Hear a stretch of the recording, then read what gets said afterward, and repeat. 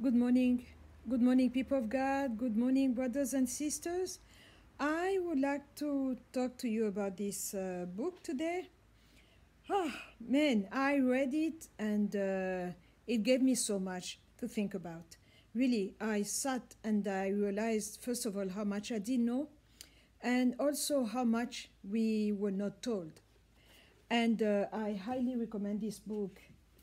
The second one is The New Age, the second coming of the New Age, and this one is really good also. I highly recommend this one. We need to be so mindful because there's nothing new under the sun, the Bible says, and we need to pay attention to what is coming, what is trending, what is new. That way, if we see something coming back, we will know because we will recognize it. This one, I mean, the title is self-explanatory. I really love this book. I love this writer, and it's a joy to have brothers in Christ, brothers and sisters, who are bold enough to write and to talk about things and subjects that are not very fun, that are not very pleasant, and they are not here to entertain, but just to give the truth, because we need to know. We must know. It's important. And this one talks about everything. We studied by the Garden of Eden and where we are right now. And I highly recommend these books. As you can see, they are heavy but so informative. And that's my kind of read. I love to learn. I love to be challenged. I don't like remaining in the status quo, so I like to learn. So I'm learning. That's my school. So, good morning, and God bless you. I am really glad to come and to have this conversation with you because I'm not a preacher per se, but I like to converse. I like to have conversations and to exchange and to talk about what the Holy Spirit revealed and what I'm discovering and learning because we are living in the last days. I think we all agree on that one.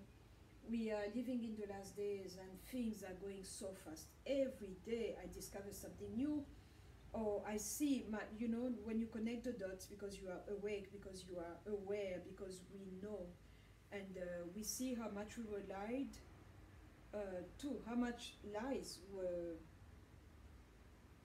propagated, even in school, from kindergarten all the way to college, university level. There are so many things that we were not told, and yet they were there. But history, as we know it, is a big pack of lies. We were lied to, and there's someone who sat and thought about it and decided to withdraw the truth so that we will not see or we will not know what happened. And I'm waking up. I'm waking up. You have two kind of awakening. There is a dark awakening and a good one. That one comes from the Holy Spirit, the Spirit of truth, the Spirit of Jesus, and the other one comes from Satan, because there is such a thing as a dark awakening, and it's possible to sink deeper and deeper into lower levels, and it's also possible to go higher and higher into different and higher realms in Jesus Christ, our Redeemer. So, having said that, I would like to come back again and talk about sex. What is sex? And what was God's plan for that gift? Because it is a gift, it comes from Him. What is sex?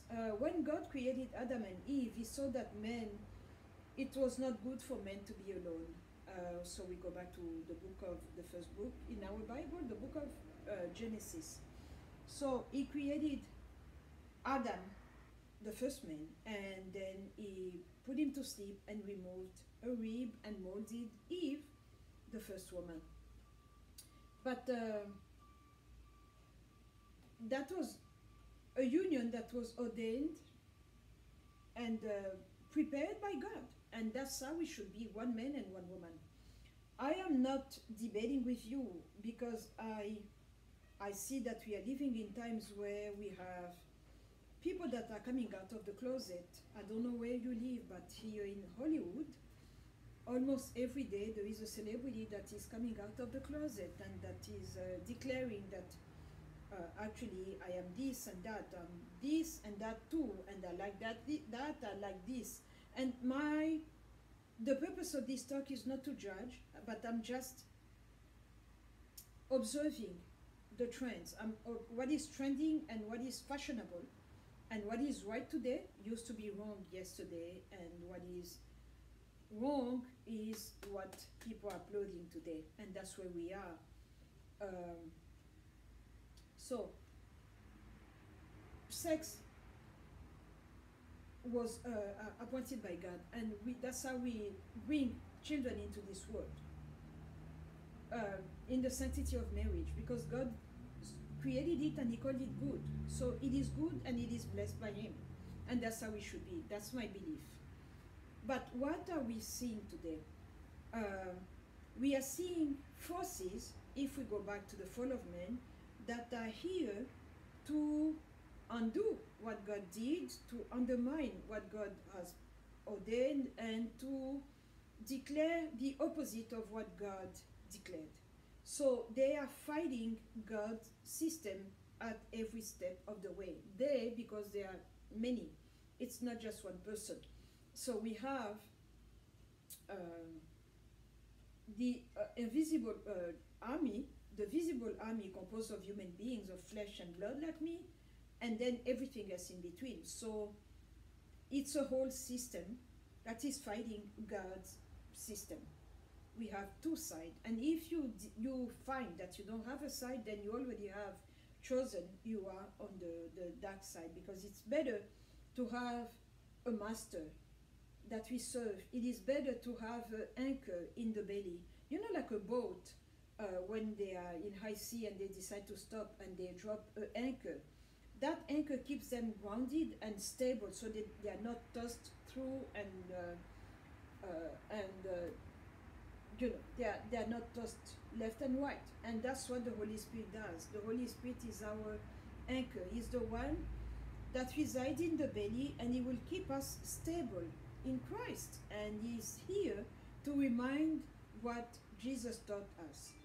Everything that Jesus said, that's His assignment. That's one of His assignments.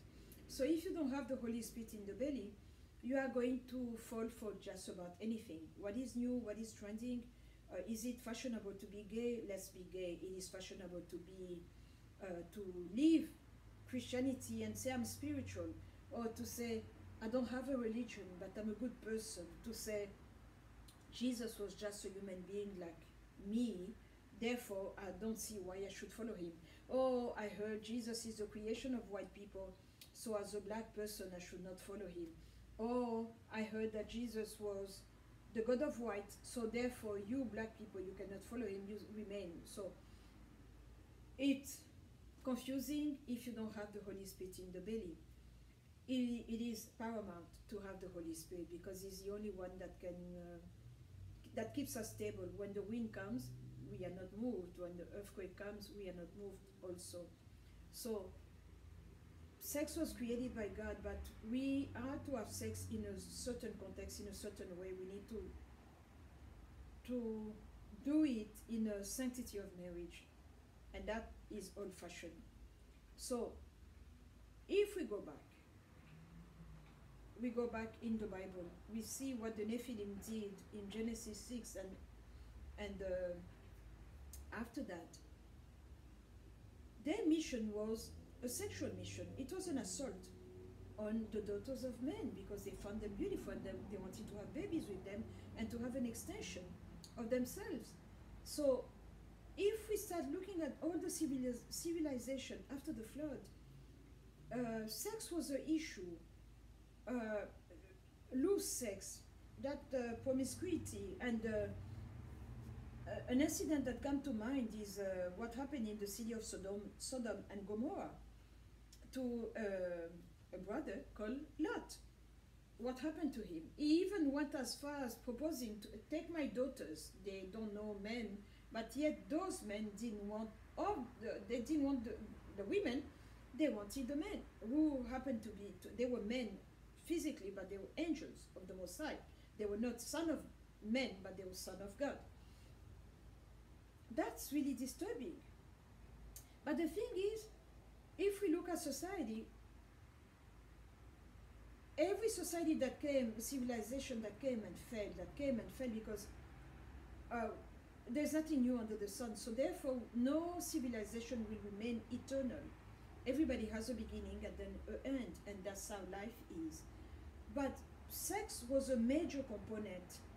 Perversion, promiscuity, bestiality, all that was so rampant in so many different societies that brought about the fall of that society.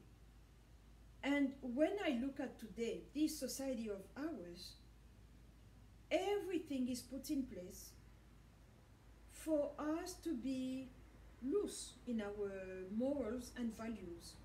Children, for the life of me, I don't understand how can you teach to a kindergarten about anal sex.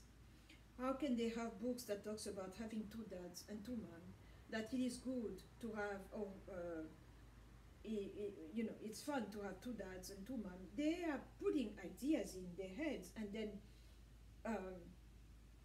I remember my son was a freshman in high school, and he came back home. He said, "Oh, we Planned Parenthood came to visit us today." He was going in a public school, and that lady had a cucumber and condoms. I spare you the details, but I didn't like it because it forced me to talk about the bees and the birds. I was not prepared for that. I didn't like that, but I had to, because if we don't talk to our kids, and someone will talk to them, if we don't instill in them our values and our morals, someone else will do that. And I believe that every parent has the right to do that. That's my right as a parent. But they pushed me. It was premature, but yet I had to do it. Coming from Africa, we are very conservative. There are things that I would be more comfortable to talk with my father's sister than my own mother, because I can joke with her, but not with my mom. My mom is not my friend. Anyway, so I had to do that, and I've been doing that ever since. We talk, oh man, we talk, and I discovered that I'm good at it because I give him the facts and the Bible, and I'm a big believer that if you give me all the facts, then even if I'm by myself, once I understand something, I will not do it because I understand. And that's what I'm trying to do, and that's why we are having this conversation. In the Bible it says, Paul says that we are sinning against our own bodies when we have sex. It is true, because it's a sin that I go and I meet that person to have sex with, and we have sex. I'm doing it myself, but the result of that action is going to come inside of me, and not to bless me, but to bring me down. Because if I'm married, that's something else. Sex in the marriage is something else, and sex for single person, even if you're a pastor, it's something else also. So we need to know what is God saying about sex. It's better to be married. Or if you're not married, I'm not married, then don't have it, because then you are sinning. And what that sin does is that it brings you down. It sucks the life out of you. I already talked about that. I think this is the fourth video that I make about sex. And we need to be careful. We need to be mindful, because everything is put in place. When we watch a commercial on TV, when we watch a movie, very few movies are clean, what I call clean, where we don't have a sexual scenes. We have some movies that are really disturbing. You need to fast forward, or you're like, okay, are they done? You know, I know I'm a grown person. I know what they are doing, but I'm talking about it in a context of God, not in the context of men, because sometimes what we find fun, God doesn't find fun. And we have our way of seeing things, and He has His ways, and His ways is the best. So everything is pushing us to have sex. The sooner the better. There is another problem. The first time that you have sex with, okay, I'm an African woman. I discovered by observation that when you have sex with someone from another ethnicity, it creates something, and you become attached to that race, and you keep going back to that race. So when we have a child that has been abused by a male and he's a little boy, he's going to be marked and understand that sex is supposed to be done this way, and that is going to continue staying in that experience. Or if it's a little girl abused by a woman who has power and authority and who is a pedophile, it's going to create that thing too. So we are marked by what we do. It's not just a random action that I did it and I'm fine. No, it has consequences in our lives, and we carry that. We are marked for life. I can see people who are bisexual by what they release. It's a dark anointing. It's an anointing, but it's not a clean one. It's not a good one. That's what I think. That's what I believe. And so we need to be careful, because everything is pushing us to merge and to become bisexual, to love and men and women, and even children. Why not? Even animals. Seeing it in the news, people that are caught into bestiality actions, and that's not right. There's something wrong. There's something wrong. Actually, it's an old enemy that came back. They have times and seasons, they go and then they come back. So we need to be prepared to see obscene things that are going to be shocking. It's going to be worse. If we think that now it's bad, it's going to be worse than that. It's going to be bad. We need to be mindful. We need to be prayerful for those who know God, for those who abide into His word and follow His ways. We need to understand that we are in a very difficult time right now, and things are going to be worse, and we need to pray. We need to talk to our children. We need to explain to them, because by sinning against yourself, by having sex with multiple partners that are not married to you, or by being in a polyamorous relationship, we are having that. It's frequent now. I removed 2 movies from my 2 series that I was tapping on my DVR, because they introduce polyamorous relationships, and I don't want to be defiled, so I removed them. But that does is that we are watching and enjoying the show. It's the physical, but what it does in the spirit is that it's desensitizing and making it normal. So we get used to it, we accept it, and once we accept something, then it is going to really come and take over our lives. And so we need to talk to our children, because the more we are desensitized, or we don't care anymore, be it heterosexual sin or homosexual kiss or things like that, we end up finding it normal. And what it does to us is that we are sinning, and the more we sin, the more the Spirit of God departs from us. The more we sin, the more we lose our spiritual fortitude, because we need to have a strong spirit.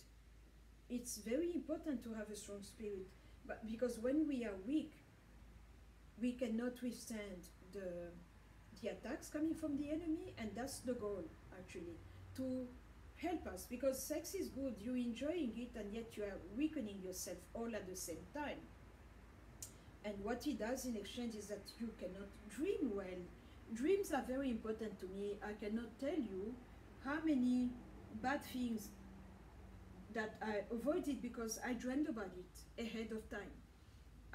I don't understand people tell me that they don't dream. I can have 6 dreams in one night, and I'll have to wake up quietly and sit and say, where did we start? Number 1, number 2, number 3. And they are dreams that are meaningful. Yes, sometimes I can have a dream where I'm sitting at McDonald's eating fries. There's nothing prophetic about that. It's just a dream. But I receive a lot from my dreams. I learn a lot from my dreams. I see that I'm in class in my dreams. I'm learning from ministers, people who were given something, an assignment from the Holy Spirit. in the dream realm. And I also see schools where they teach them about devilish things, how to create weapons, how to create viruses, how to create germs. They dream about it, how to write a movie script where you come back from the theater, you need to repent to have seen that kind of movie. They dream about it. So we go to school when we dream. That's why we need to pay attention to our dreams, because I'm telling you, dreams are very important to me. So we need to go back now to the basics. The Word of God. What is God saying? What is God's opinion about a specific matter? We are talking about sex right now. How does he view sex, and how is the world viewing sex? They are completely different. They are completely different views, and we need to be careful, because the more we go by the way of the world, the more we weaken ourselves, the more we have fun as we are doing that. It's a slow death that comes in our spirit. It's a slow death that comes, and we lose our strength, we lose our power, and we become gullible to just about anything. And all that is to bring us to the one that is going to come, the one that the Bible calls the lawless one, the man of sin. We need to be in agreement. We need to be in agreement, all of us, because agreement is very important. Once upon a time we were in agreement concerning the Most High, but this time around, every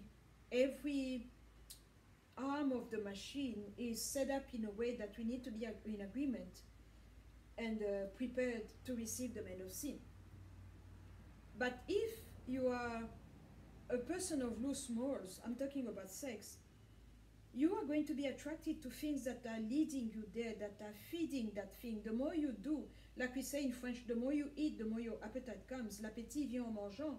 And the more you do that, the more that thing becomes important to you, and fasting becomes a problem. You used to do it, but you cannot do it anymore. Why? Because you've lost your sword of the Spirit. Why? Because you don't have fortitude anymore. And we have porno movies that leads you to lose sex, a sex that doesn't have meaning, a sex that is not anchored in love. I'm talking about the God-given love, one man and one woman. And we see sex like a casual thing. You know, it's like I can ask you, do you want a cup of tea or a cup of an espresso? That's where we are right now. And all that is put in place to weaken men, because we have an enemy fighting us. We have an enemy, and this system, their job is to weaken us so that they can rise and do what they need to do, and we go down and we lose the image and likeness of God that we are supposed to have in our bellies. That's what sex does. We need to talk to our children. We need to explain to them what is proper sex and what is not acceptable.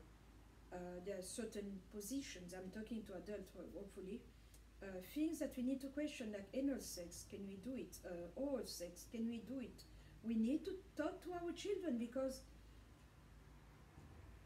there is no way that you can watch a porno movie without anal sex. There is no way that everything is so mixed up today, everything is so loose.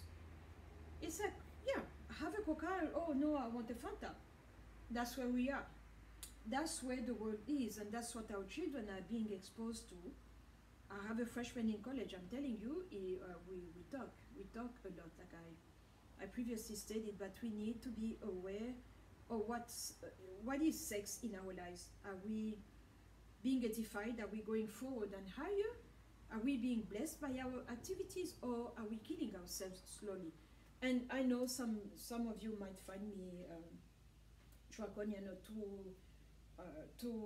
like I'm not fun, but it is not fun, because when you see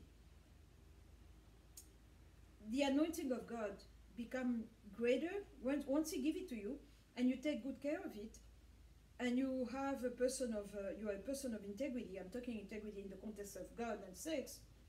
Then you preserve what you were given. You preserve what is yours, and that's how strength comes. I'm talking about spirit strength. And when your spirit is strong, your soul is strong, and the body is going to be strong.